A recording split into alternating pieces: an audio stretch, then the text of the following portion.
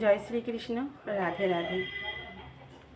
সৃষ্টিকর্তার সৃষ্টিতে কেন সবই মঙ্গলময় হলো না? উত্তরে কি বলছে শুনুন। সৃষ্টিকর্তার সৃষ্টিতে বৈচিত্র্য বিদ্যমান।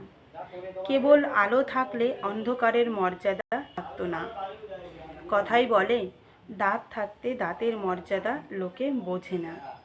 দাঁত পড়ে গেলে তখন দাঁতের গুরুত্ব উপলব্ধি হয়। আপনি আলোতে থাকুন কিংবা অন্ধকারে থাকুন, তাতে সৃষ্টিকর্তার কিছু যায় আসে না। আপনি দুঃখে থাকুন কিংবা সুখে থাকুন, তাতে সৃষ্টিকর্তার কোনো লাভ ক্ষতি নেই। আপনি ভক্ত হন কিংবা অভক্ত হন, তাতে সৃষ্টিকর্তার কোনো ঝামেলা নেই।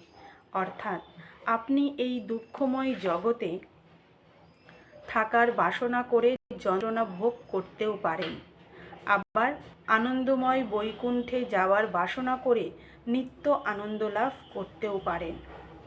তাতে সব রকমের লাভ আপনার নিজের। সৃষ্টিকর্তার লাভ বা ক্ষতি বলে কিছু নেই। প্রকৃতপক্ষে এই বৈচিত্র্যময় মঙ্গলময়। আপনার যেমন ভাব, যেমন কর্ম, তেমন লাভ, তেমন ফল পাবেন। এই বৈচিত্র্য না থাকলে মঙ্গলের গুরুত্ব বা মর্যাদা কিভাবে থাকত? ভগবানের ধাম বৈকুণ্ঠ, সেখানে কোনো কুণ্ঠা নেই, অমঙ্গল নেই। কিন্তু এই জড়জগৎ কুণ্ঠাযুক্ত, দুঃখময়, তাই এখানে অমঙ্গল থাকবে। রাজা মঙ্গলময় হতে পারেন, কিন্তু তার সৃষ্ট জেলখানাগুলি কয়েদিদের কাছে মঙ্গলময় বলে বোধ হয় না। কারণ কয়েদিরা সেখানে দুঃখ ও শাস্তি ভোগ করে। কিন্তু তাই দেশে জেলখানা আছে বলে রাজা মঙ্গলময় নয়, এরূপ কথা বলা যায় না। জয় শ্রীকৃষ্ণ।